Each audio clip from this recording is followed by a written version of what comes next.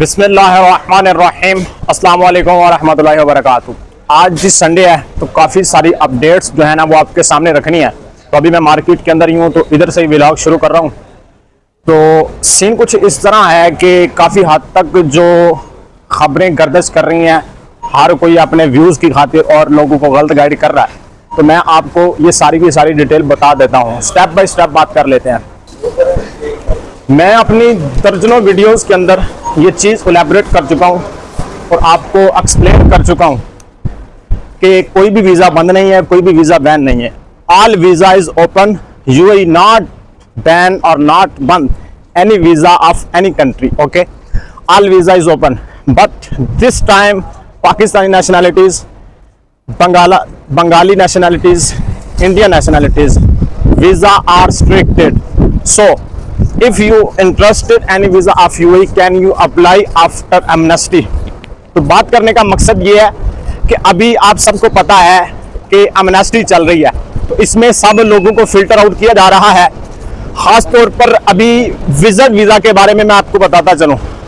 Visit visa के बारे में ये कहा जाए कि 95% लोगों के वीज़ाज रिजेक्ट हो रहे हैं, तो यकीनन हो रहे हैं।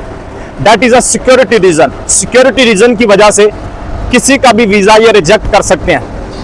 आप चाहे नॉर्मल वीज़ा डाल लें, डन बेस वीज़ा की तरफ बहुत सारे लोग जा रहे हैं, तो done base visa is fraud.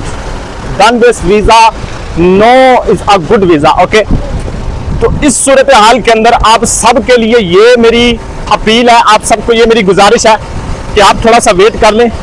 ये एमनेस्टी ख़त्म होती है, एमनेस्टी के बाद जो है फिर जो है ना आप ट्राई कर सकते हैं विजिट वीज़ा को लेने के हवाला से। बाकी एम्प्लॉयमेंट वीज़ा के बारे में भी बहुत सारी जो इस वक्त खबरें सुनने को मिल रही हैं वो अच्छी खबरें नहीं हैं। इन साइड आकर भी बहुत सारे लोगों के वीज़ाज के बारे में प्रॉब्लम्स बन रही हैं। इन साइड आकर भी, विजिट वीज़ा पर आकर भी। मैं कल को एक बंदे से बात कर रहा था, अगरचे वीज़ा की हालत इस वक्त स्ट्रिक्टेड है, लेकिन इसके बावजूद भी लोग आ रहे हैं, डन बेस वीज़ा ले रहे हैं। कुछ लोगों का तो वैसे वीज़ा लग जाता है, यकीनन 100 में से अगर कहा जाए तो 5-6 वीज़े तो लग ही जाते हैं, ठीक है ना। अब जिन लोगों को मिल रहा है उनके लिए वीज़ा बैन नहीं है, उनके लिए वीज़ा बंद नहीं है। जिन लोगों को जो है ना वो नहीं मिल रहा, अब सबसे जो बड़ी प्रॉब्लम यहाँ पर बन रही है, जब आप विजिट वीज़ा डालते हैं तो रिजेक्शन की रीज़न एज ए पेपर आपको नहीं दी जाती। वो सिंपल आपको ये बहाना कर देते हैं जी वीज़े बंद है, वीज़े बंद है। आपको भी कोई सवाल करने का मौका नहीं मिलता। आप कम आज कम रिजेक्शन की रीज़न उससे पूछें जब आप विजिट वीज़ा डालते हैं। अब डन बेस वीज़ा के भी बारे में सुनने में आ रहा है, वो भी रिजेक्ट हो रहा है। तो एम्प्लॉयमेंट वीज़ा की रिजेक्शन भी जो है ना वो सामने आ रही है। बहुत सारे लोग पीआरओ की जानिब से हमें बताते हैं कि भाई पीआरओ की जानिब से भी जिनको हर चीज़ दी जाती है, उनको पता होता है। कंपनी जब वीज़ा डालती है तो उसको पीआरओ ही चेक कर रहा होता है। पीआरओ भी कह रहा है कि जी नहीं, रिजेक्शन है, रिजेक्ट हो रहा है, वीज़ा नहीं निकल रहा।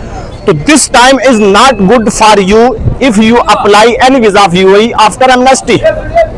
एमनेस्टी के बाद क्या सूरत हाल होती है ये आपको कोई भी नहीं बताता। अब यहाँ पर बहुत सारे बंदे ये कह रहे होते हैं कि जी वीज़े कब ओपन होंगे। तो भाई जितने लोग भी इधर आए हैं ये सारे वीज़ों पर ही आए हैं, ठीक है ना। इनके लिए वीज़ा बंद नहीं है, इनके लिए करंट वीज़े सब ओपन है, ठीक है ना। कंपनी टू कंपनी अगर ये वाले लोग चेंज करें तो यकीनन ये कर सकते हैं। कंपनी टू कंपनी चेंज हो रहा है। अगर एक आध वीज़ा नहीं लगता किसी रिजेक्शन की वजह से तो यकीनन कोई ना कोई वजह हो सकती है। लेकिन बात करने का मतलब ये है कि हम लोग आपको बता रहे हैं, जितने लोग भी आपको बता रहे होते हैं इन लोगों का अपना एक्सपीरियंस होता है। खास तौर पर मैं पिछले 2.5 साल से इधर मौजूद हूँ। 2 साल 4 महीने मुझे हो गए इधर जो है ना यूएई के अंदर, दुबई के अंदर।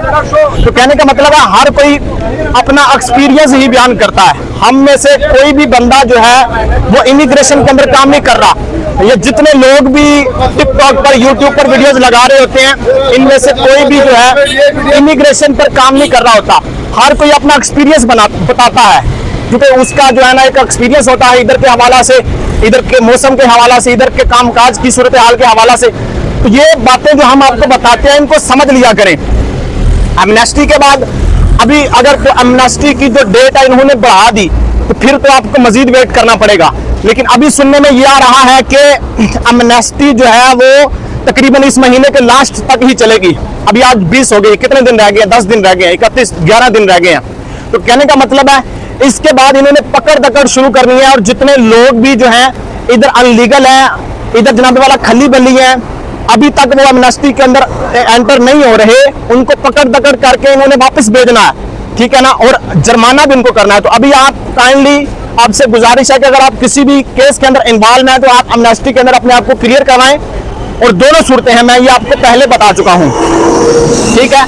तो एमनेस्टी के बारे में ये डिटेल है कि जी एमनेस्टी को इन्होंने मजीद बढ़ाना नहीं है। इसके बाद क्या सीन है, क्योंकि साल का भी एंड हो रहा है, नवंबर के बाद दिसंबर में न्यू ईयर है, फिर इसी तरह टूरिस्ट सीजन भी है। तो क्या सिचुएशन होती है, क्या करंट सिनेरियो होता है, ये आपको हम उस वक्त ही बताएंगे जब हमें इसके बाद ये सारी डिटेल पता चलेगी। क्योंकि क्या डिटेल होती है हम आपको उसी वक्त बता सकते हैं, जब तक हमें ये पता नहीं चलेगी हम नहीं बताएंगे, हम अपनी तरफ से तो नहीं बताएंगे आपको। तो ये बातें जो हम आपको बता रहे हैं, जितने बंदे भी अभी वीजा अप्लाई करना चाह रहे हैं या कंपनी का वीजा लेना चाह रहे हैं, अगर तो आपको किसी जेन्युइन एजेंसी से कंपनी का वीजा मिलता है, मिल भी रहा है, कई लोगों को मिल रहा है, वो ऐसे मिल रहा है कि जिस कंपनी का वीजा आपको मिल रहा है उस कंपनी के पास पर्सनली कोटा है। कोटा होने पर आपको अगर कोई कंपनी ऑफर लेटर देती है, आपको जनाब वाला स्पॉन्सर करती है, तो डेफिनेटली आपका वीजा लगेगा।